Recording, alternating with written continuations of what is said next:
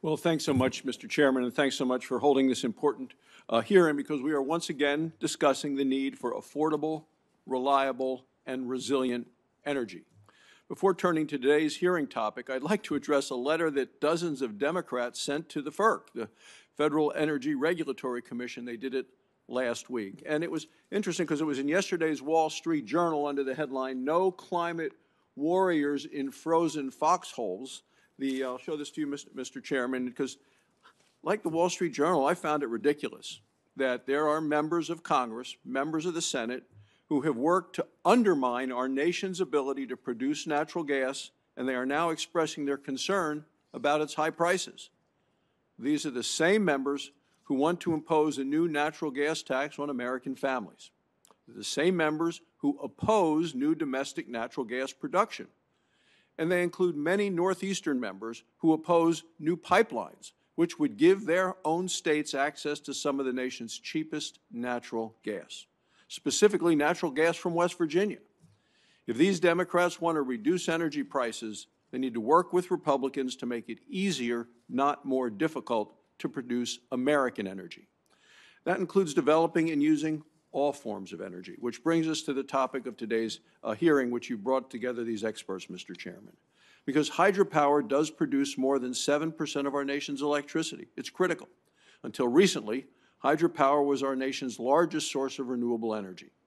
Unlike other sources of renewable energy, hydropower is available when it is needed. That means that hydroelectric dams can provide power whether it is day or night, whether the wind is blowing, the sun is shining, no matter what. Hydropower can once again be our largest source of renewable energy if we maintain our existing hydroelectric dams and encourage the installation of turbines on our nation's non-powered dams. Because, Mr. Chairman, the overwhelming majority of our dams do not produce any hydropower. More than 90,000 dams exist, yet fewer than 2,300 produce electricity. Well, that's less than 3%.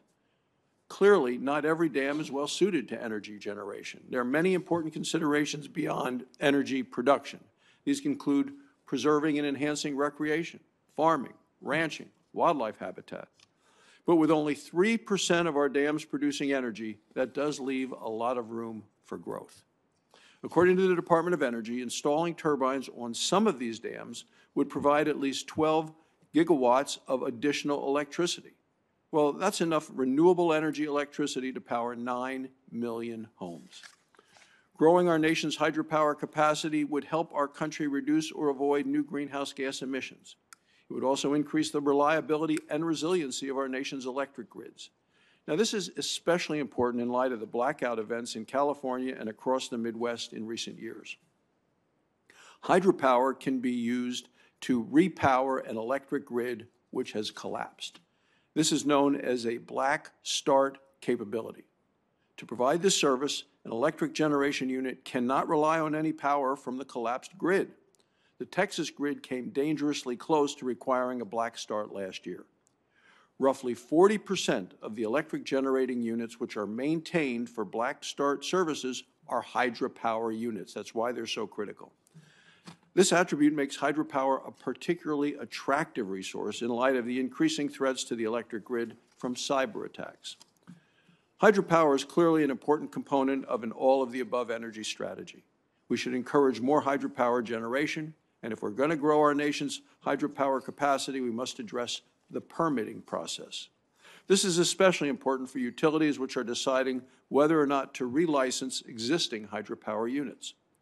Streamlining the permitting process is also necessary to promote the installation of hydropower turbines on some of these non-powered dams. Currently, hydropower faces one of the most complex and time-consuming permitting processes. The glacial pace of permitting is a significant barrier to private sector investment in hydropower. It reduces the likelihood of investment in upgrading existing hydropower facilities as well and installing turbines on non-powered dams. According to 2017 testimony of one hydropower developer, quote, "The timeline for a new hydropower development project to reach commercial operation is between 10 and 13 years, which is almost unmatched in the power generation space. Goes on to say most of this time is taken by permitting, not by construction, by permitting. Well, little has changed since 2017, and for that reason, I encourage this committee to explore meaningful reforms to the hydropower licensing process.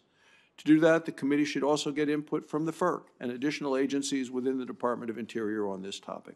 And I hope we can do that soon, Mr. Chairman. I just want to thank you again for holding this important hearing and like to extend a warm welcome to all the witnesses. I look forward to the testimony on the topic. Thanks, Mr. Chairman. Thank you, Senator.